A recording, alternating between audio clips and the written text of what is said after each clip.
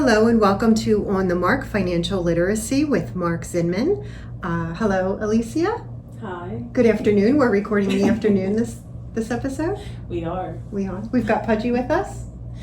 Yep, he's all tired from a beach weekend. You were at the beach this weekend? I was. Oh, cool. What beach? Wildwood. Oh, okay. I was in Margate, so cool.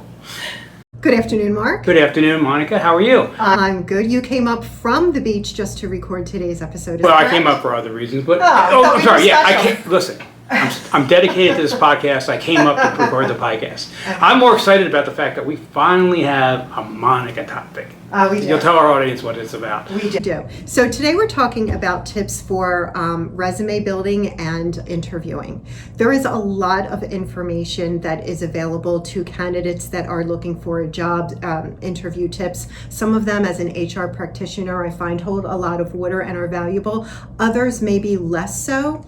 And the reason we're talking about this is because we've been talking about budgeting and reliable recurring income. And that starts with, where do you get that income? Perhaps you're in the gig economy, you're a gig worker, perhaps you have a more traditional position with an employer, but we are going to talk today about some tips as you build your resume and as you as you participate in an interview.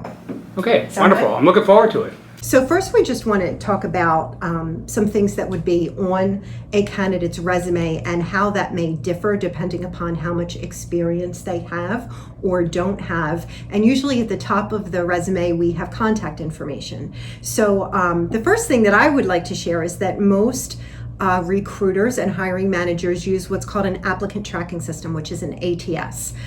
This is an app or a tool that you will send your resume to, and then there might be some optical character recognition that will look for keywords that are aligned with what the job rec, what that hiring manager is looking for, and what keywords you have on your resume. So the first thing that I would like to share is, as someone who is, as a recruiter, we will sometimes see a 1-for-1 match. You are looking for a CPA with 7 years of tax experience, including experience, let's say, in Pennsylvania for, let's say, local, state, and federal tax. And the job description will be published on a job board, and the resume will come in, and it is literally a 1-for-1 match. So, Mark, sometimes candidates will be told to customize their resume for the job that they're looking for. Makes sense, right? Mm-hmm. Do you think that sometimes that can go a little bit too far and seem a bit disingenuous? And when you see such resumes, what are your thoughts? I believe that people have to show a little tiny bit of personality in their thing. Maybe the way that they have their top paragraph they might have on there about what their goals are, what they're looking for. And I don't think that somebody should manipulate their resume to better fit a description, because people are not looking for necessarily, at least for me, I'm not looking for a cookie cutter person. I'm looking for a personality who has talent, not somebody who has talent without personality, especially in a business where you deal with the public like we do. So let's play off of that. This wasn't originally where I thought that we would start out this episode, but I think it's a better place to start. Okay. So a couple things there. So a keyword search, that's easy, right? You are looking for somebody with a CPA designation. This candidate has a CPA designation. I have always thought of recruiting as a matchmaker, right? We are conducting 2, maybe 3 interviews.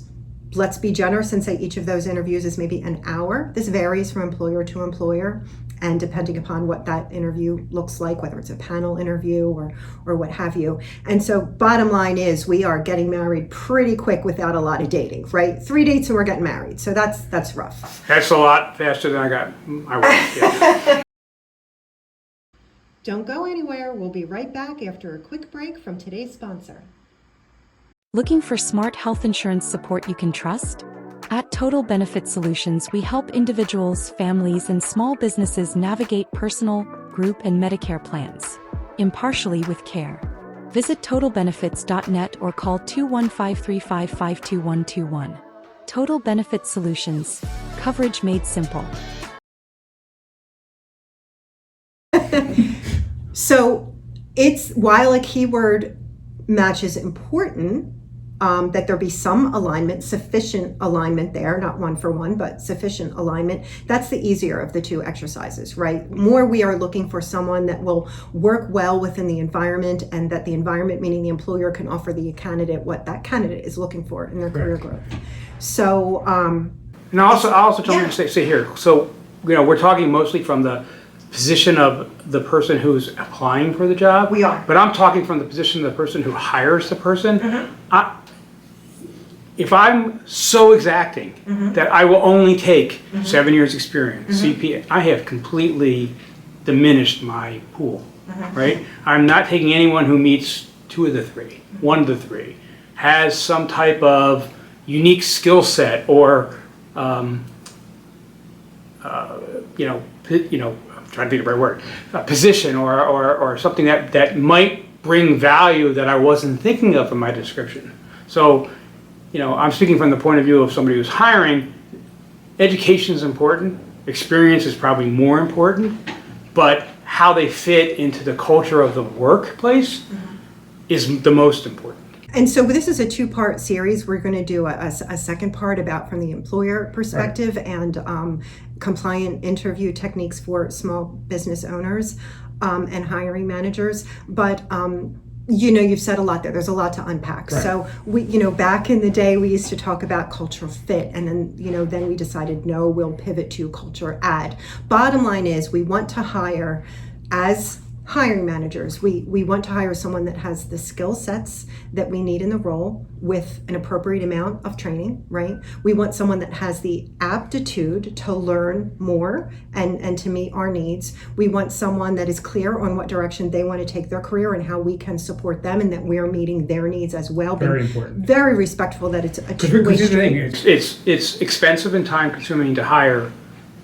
It's more time consuming if you don't invest in retaining. Right. And how what brings our retention, our ratios where we want them to be, is when we have, I'll say, alignment as opposed to a match or add between the microculture of that supervisor or that manager, and then the macro culture of the overarching organization. So I can say for myself as a recruiter, when I'm hiring someone, that keyword match or some of sufficient match is certainly important. It's the easier of the 2 exercises. The more important exercise is knowing the department, the members of that department, including the supervisors and the peer group, the colleagues, and making sure that we're hiring someone that will work well within that organization and make it better than it was without them. So we want someone that perhaps eases the burden of the supervisor, adds their own outside experiences and their individual, they will have their own influences,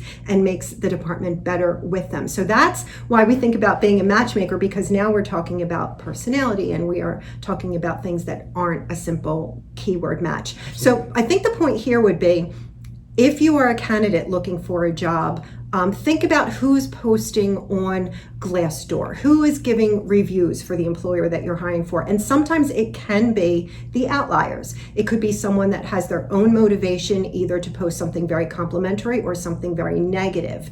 So it's always a good idea to do as much research as you can while you are in that before the interview, and then during the interview, to ask some probing questions to get some idea of the type of culture that you would be joining. And the more people you can speak with in the organization, the more diverse perspectives you'll get, the better, but that's not always within your control as a candidate. So what are some things, Mark, that you might advise a candidate to do to learn about the organization so they can determine whether this is a place that they will be happy and feel like they can thrive? Look at their website. Look at their website, look at their Google reviews, look at from a customer service, you were talking about from an employee to employee thing. I would say look at the tone of their verbiage on their website. Should tell you a lot about their culture or how they set it up. Are they stick in the muds? Do they seem to have a little fun? I mean, it depends on what your personality is, and even the employer needs to be professional because they're representing professional people. But you can get a lot, and I think that I see that more consistently when we acquire clients. I'll have a new client meeting and they'll say, I looked at your website. And if you have a website that complements the skill set and the approach and the attitude of your work environment, then that is a better match when you're talking to a prospective client, and a better fit if you're talking to a prospective employee who's coming into that thing knowing exactly what to expect. Yeah. And from the Google review points of view, or whatever the review is, and I know that we solicit from our clients those kinds of annual reviews from a survey, it tells you like what the experience is on the other side. Well, how would you experience your professional work in that environment? So you try and like maybe insert yourself into how you think and feel about if you were the person providing the services, if you were a person representing that company. And a question that might be a good question to ask, and I hesitate to say this because so often there will be lists of questions to ask the hiring manager during the interview, and I hear the same questions over again on repeat, which shows a little bit of a, certainly taking the advice of others, but may not be that personalized experience. But a question that might help a candidate along this journey is to ask, can you share with me what your corporate values are and how you deploy those managers in the work and those values in the workplace, how we might see them in action, and see if they're aligned with your own professional values or ethics. Yeah, because you have to remember, you're selling yourself, we're selling ourselves, exactly. Right? Okay, and then another thing that often comes up is coachability. As a recruiter, a lot of our clients are looking for someone who is coachable, who doesn't double down on this is the way I learned to do it, or this is the way I've done it in the past, but is open to learning new ways to do things while not certainly abandoning the additional value that they can add to the workplace. So I would ask you, how do you vet for coachability during an interview that might help people watching the episode that might be looking for a new job let their hiring manager know that they're highly coachable if that's important to them? A lot of it's the give and take of the questions. You can hear that in their answers. Yes. I mean, you're not going to be hiring somebody per se from a competitor who has the same procedures and software and approach that you do in any profession. So you're not hiring somebody who worked at your business. You're hiring somebody who worked at somebody else's business. You want that person to bring maybe some new stuff to your business and maybe add value in that thing. Maybe to add that they are, it would be great for a candidate to express flexibility in what they do and how they work. Within the bounds of what, we want you to tell the truth in an interview, because obviously we'll find out if we hire you, but, be honest. What do you like? What don't you like? I wouldn't be absolute, because you don't want to tell somebody I only work if I can work at home 2 days a week. You're automatically, it's different. Like I know our profession now has a lot of remote working. It is slowing down a bit because now it's not unsafe to be in the office. So there is some benefit to an employee who can come to the office, but the employees who want to work at home, who are long-term employees of our office, are given much more leeway based upon the fact that we have experienced them. So I would say don't go into a job expecting to get maybe what you had at your last job, because you already proved to them what you could do. You need to prove yourself. I mean, you might want to ask, if I prove myself, can I do this? Or this is my ultimate goal, and share that. And I think that's helpful for both the hiring manager and the employee to make sure there's a connection of what the expectations are on both sides. Let's circle back now to two things in particular that are important on a resume. I'm going to start by talking about education, and then I'd like to talk about technical abilities, right? So education. For someone who is a recent college graduate, we normally will find education at the top of the resume, whereas someone that has more of a robust career under their belt already, we might see that toward the bottom of the resume. Normally, normal guidance standard practices are if you are in STEM and you had a 3.0 or higher GPA, you would include your GPA on your resume. If your degree is outside of STEM and you had a 3.5, you might include that on your resume. And of course, just a helpful reminder, in case this has never come up with some of the viewers or listeners, you can differentiate your overall GPA between your in major GPA. So you might say in major GPA 3.9, overall 3.1. That is something that you can do because it's likely your in major GPA that will be of most interest to a hiring manager. So Mark, how you've already touched on that between education and experience is more important to you and the industry that you're in. Can you talk a little bit more about that? And we're certainly being respectful that that's going to vary from industry to industry Absolutely. and employer to employer. But what does that mean to you? Talk a little bit more about that if you Well, first of all, I would talk about my own grade point average. I mean, people will be like me. I had a 4.0. I had 1.0 4 years in a row. I'm just kidding. So, unfortunately, in some of the technical, like accounting, which has theory and practice, and not everyone, maybe the sciences don't have as much. When you have theory and practice, people who come out of school, depending on internships they might have done, depending on what their background is, depending on what their actual major was it accounting, was it economics, was it marketing, and they had enough to qualify to be a CPA? And again, I'm talking about again in accounting or professional, because people come out and are lawyers.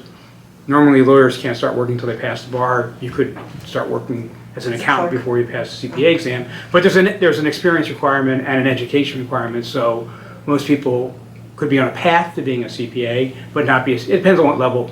If we're hiring somebody 7 years, we want them to be a CPA. If we're hiring somebody who's 1 to 3 years, we wouldn't necessarily expect to have a huge pool of CPAs when there's a 1 to 2 year wait to get your degree. But you need to understand that when you come out of school in that kind of a business like accounting, you've learned theory. What you need to learn is practice. And so been a big proponent of people getting internships, people calling up, and even if they volunteer to come in and shadow somebody to be a mentor, that would always make that, and we're talking about somebody with limited experience, that always would make them more favorable to somebody who put an effort into it. We have a hot person here who had a degree in accounting, who had very limited experience. They came in saying, I would like to start out as a bookkeeper because I don't have that bookkeeping experience. And things have changed from when I started out versus when people coming out now, but we started out, there wasn't such bookkeeping back then, but it was writing up trial balances. It was doing things that like you wouldn't expect to be doing, but that's how you learn. So if you don't know bookkeeping, you don't know accounting. So people, especially younger people, should come out with an understanding that the first job is not CEO of a business. You have to work your way up, you have to put your time in, you have to put your sweat equity in order to get the reward that you want. And what about also on a resume, we would love to see a list of software that the candidate would consider themselves to be proficient or highly proficient in. I find as a recruiter that when that is missing, it certainly results in me asking them during the interview process, but it's nice when it's itemized on the resume. So I would encourage everyone, if you don't have a list of software on your resume that you are proficient There's another thing about that. So it's unlikely that somebody who doesn't have experience is going to have experience in the software that we use, or maybe any other employer.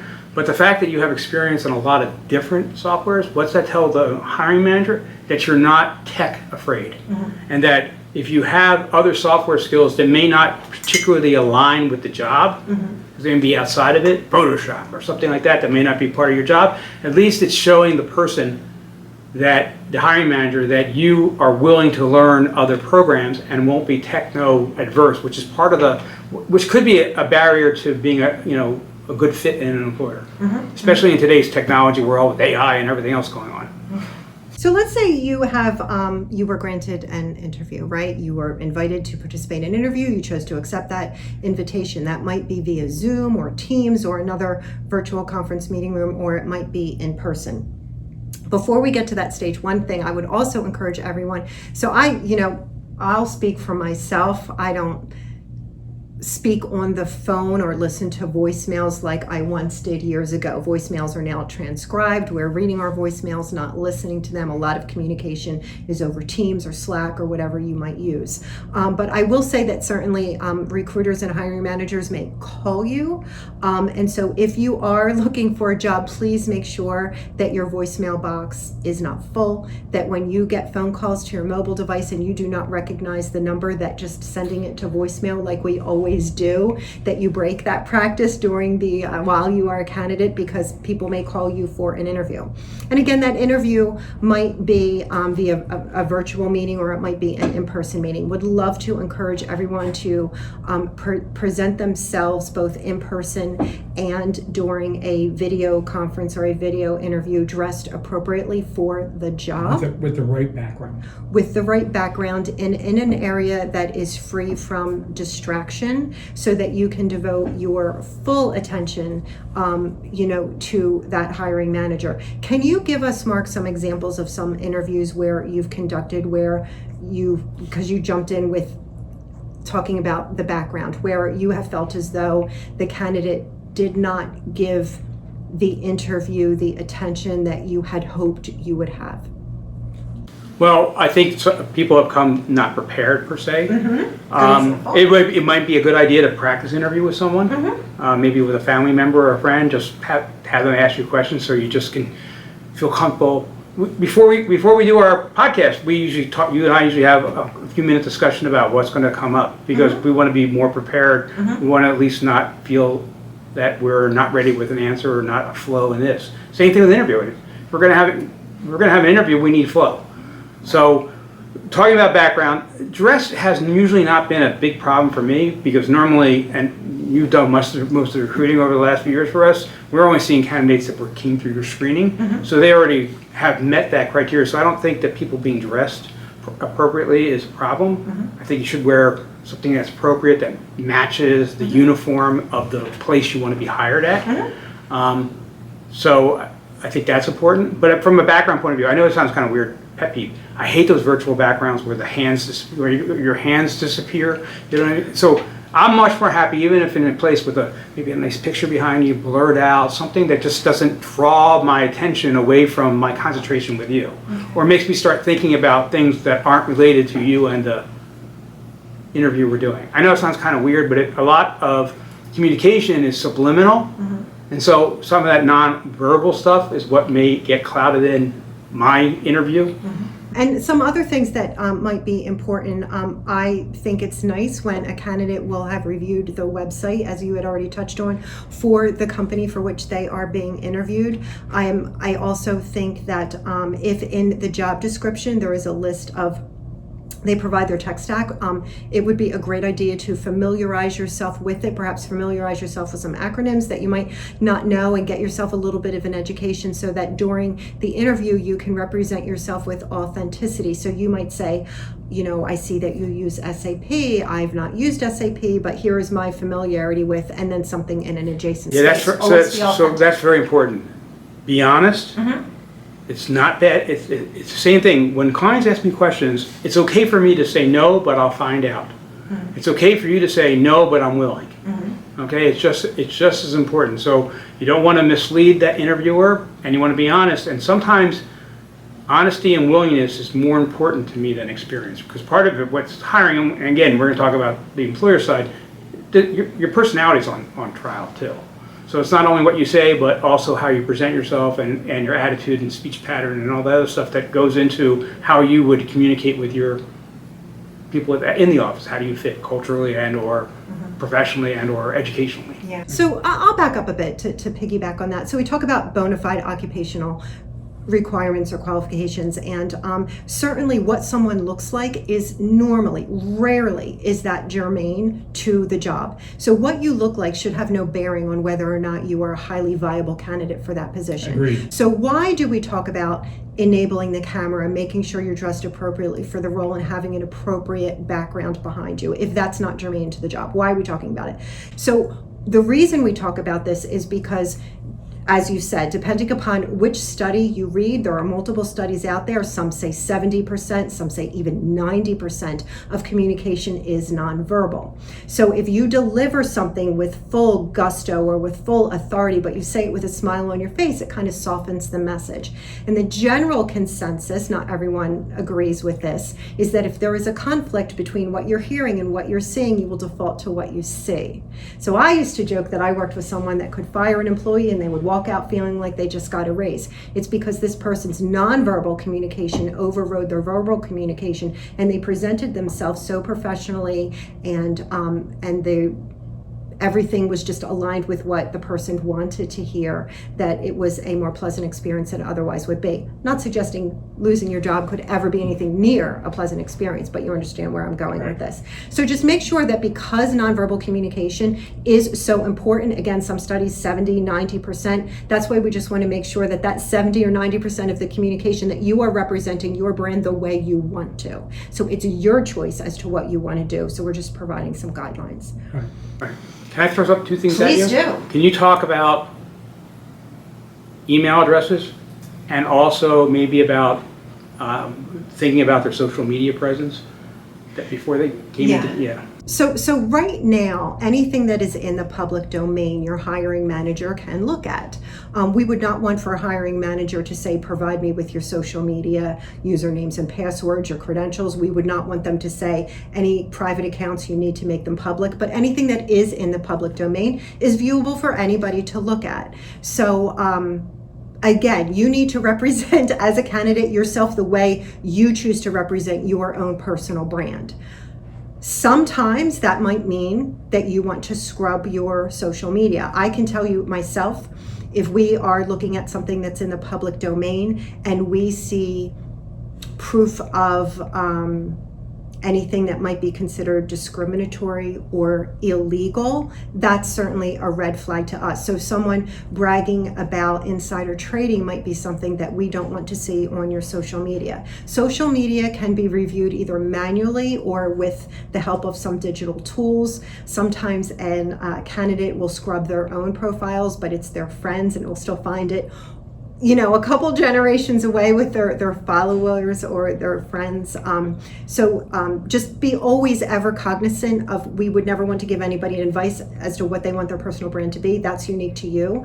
But whatever you decide you do want your personal brand to be, we would encourage you to make sure that your social media is aligned with that. So you'd recommend, the same way that I recommended and we recommended, that they look at a person's website, that they also then maybe research themselves in case the person on the other side is doing that either before or after the interview, to make sure there's nothing there that they wouldn't be proud of or be comfortable with if it was shown to that employer. Would that be your advice? I think that the way that you said that would be accurate. I don't want to suggest that anything that is true to a candidate should ever be scrubbed or removed, or that they should ever not feel wholly positive about it.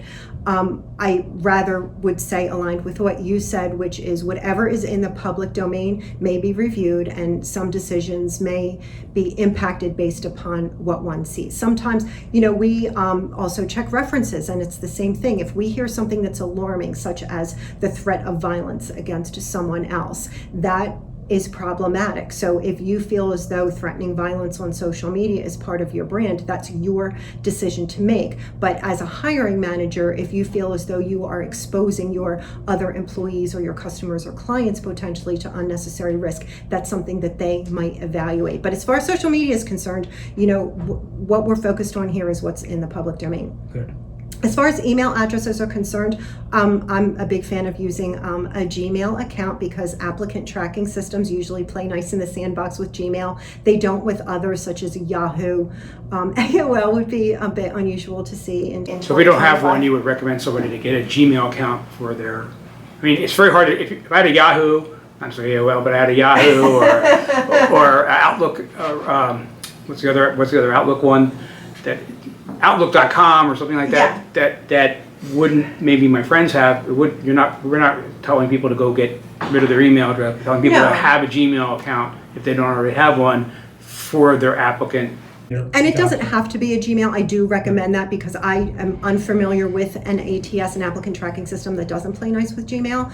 And I would also recommend, again, think about how you want to represent your brand. If you have a very creative email address and you are being considered for a role where creativity is germane to the job, then have at it. That sounds great. That means that you are representing your authentic self. I would be cautious to not use something that might be considered offensive to someone else, if that's what. So it's gonna depend upon what you want. But what's important to me is that whether or not, if you're using an email address at the applicant tracking system, is that they're not compatible, then the hiring manager will never get your resume.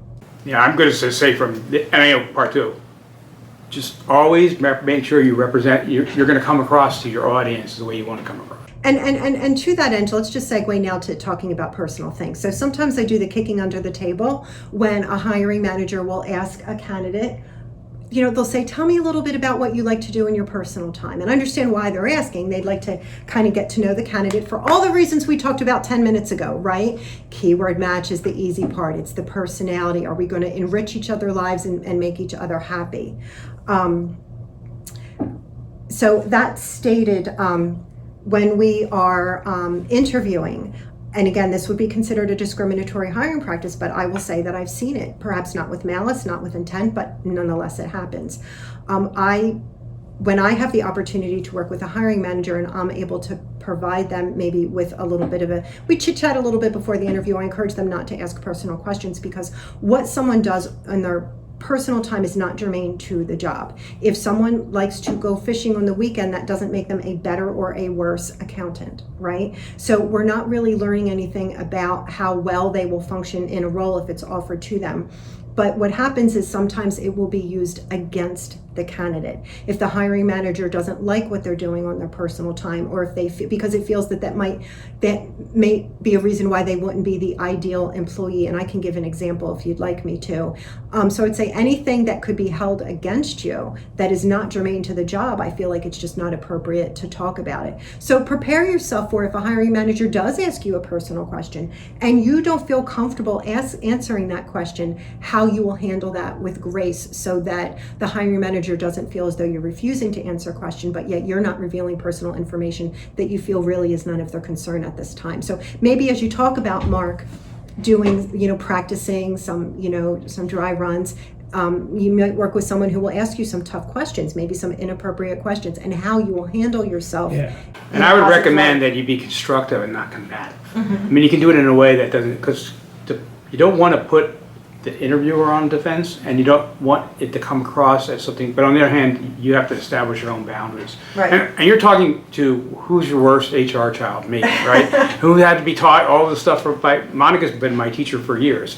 Of all the things I'm not allowed to say, not allowed to ask or whatever. And I mean, I totally understand that, and I get it. It's just that you have to put it through your head. You have to decide. And as an interviewer, you have to decide what you're going to ask and what you want to get out of it. Yeah, and again, we'll talk about that in part two, but just to reinforce what you just said, it's always important, and I'll touch on this super briefly, it's important for hiring managers to understand that when someone is looking for a job, they potentially are vulnerable in that they have rent to pay, they have a family to help support, and they're potentially in a position of vulnerability. And you, as the hiring manager, you're already gainfully employed. They feel, you use the word, I think, judged, which is a good word to use. Someone will feel very judged. It's important as the hiring manager to respect that this is a two-way exchange. You might be evaluating their skills, their knowledge, their abilities, their aptitude, their coachability, all of those things.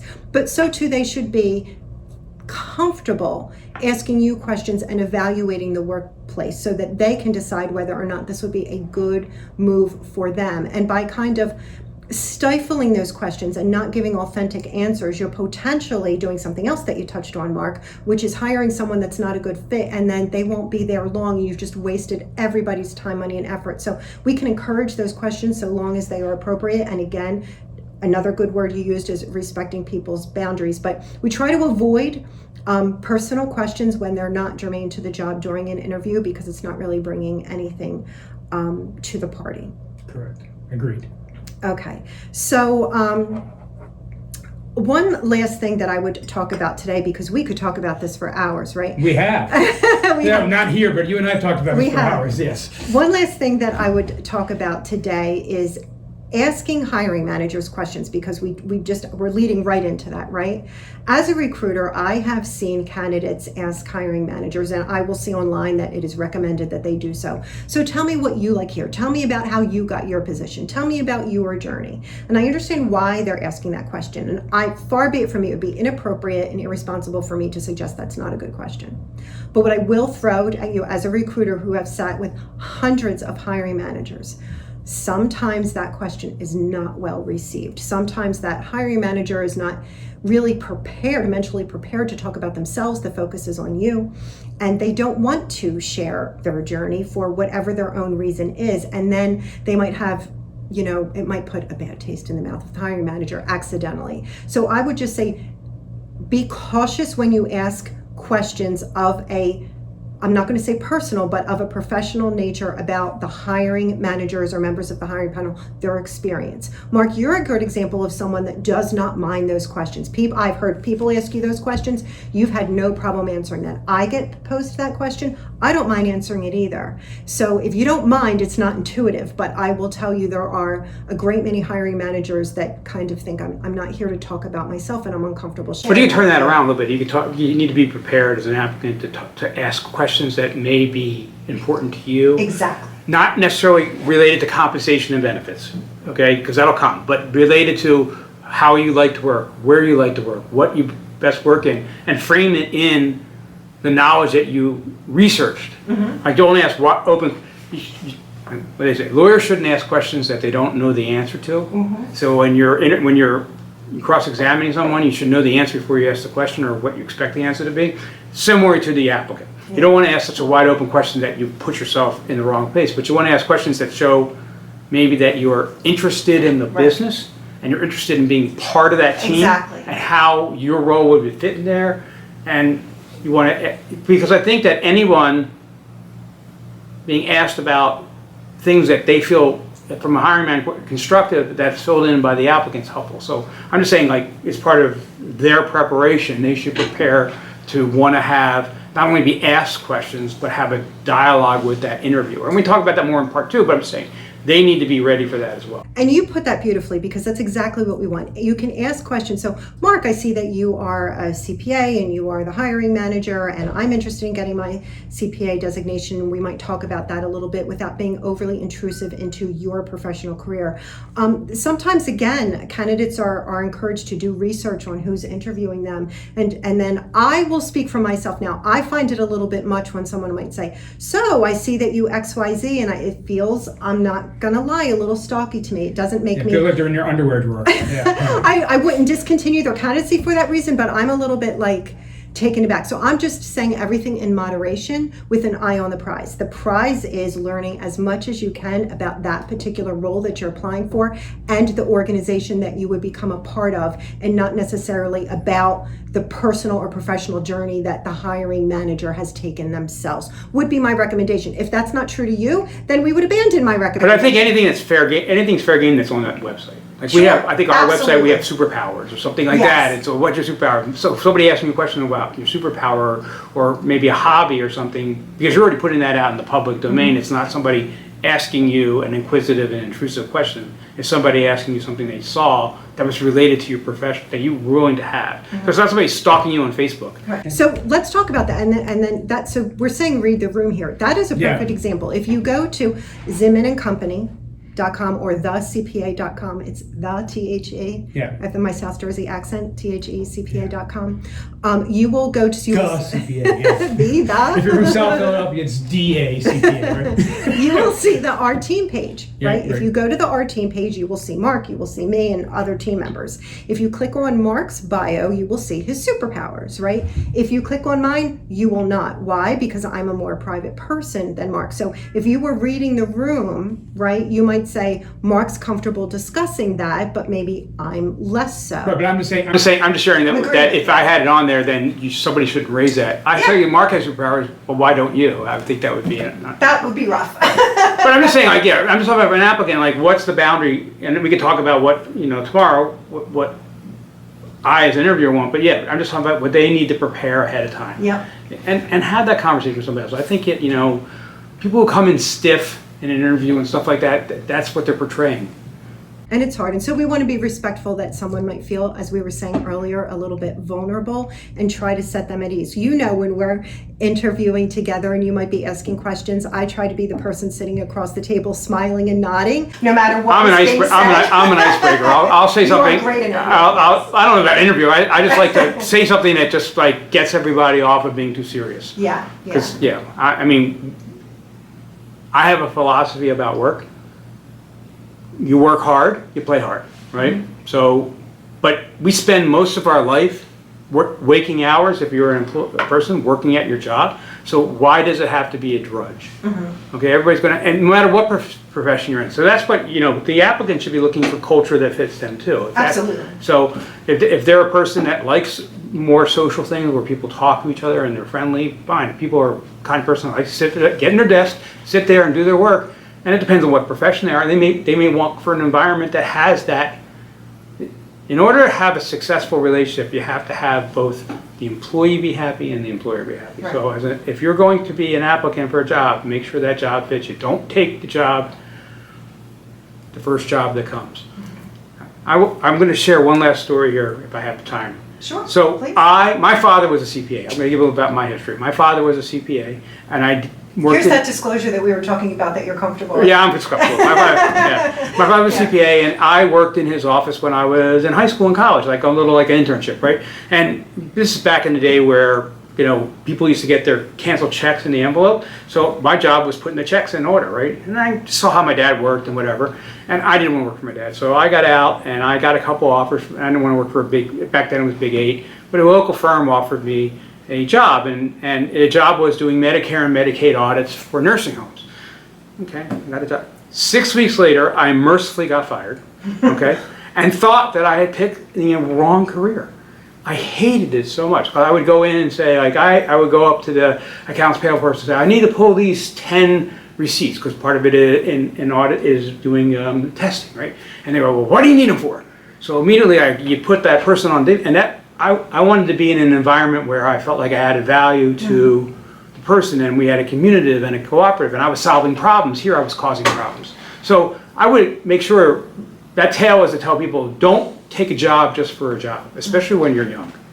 Especially because it may influence what you do in the next job. Yeah.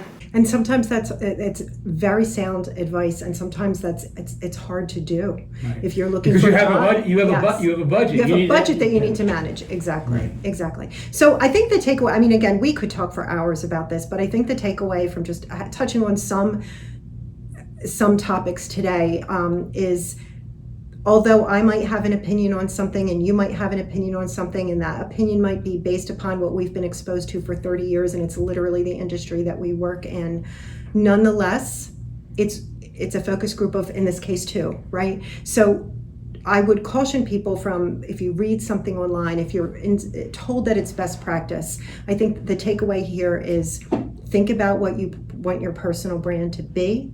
Stay authentic to that personal brand.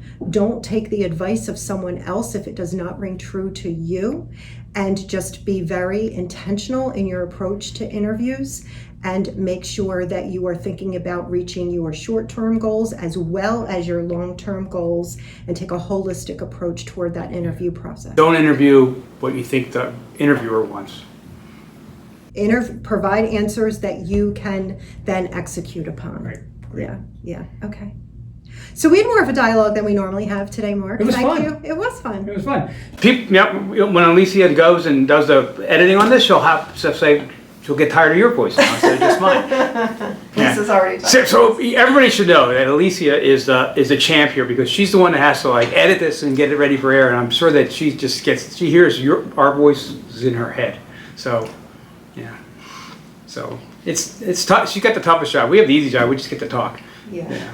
So she's not saying a word. Yeah. No. Okay. But she doesn't like being on. She doesn't like being on the podcast.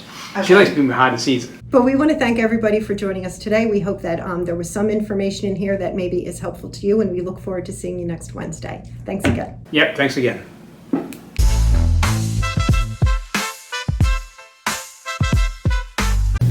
All content provided on this podcast is for informational purposes only.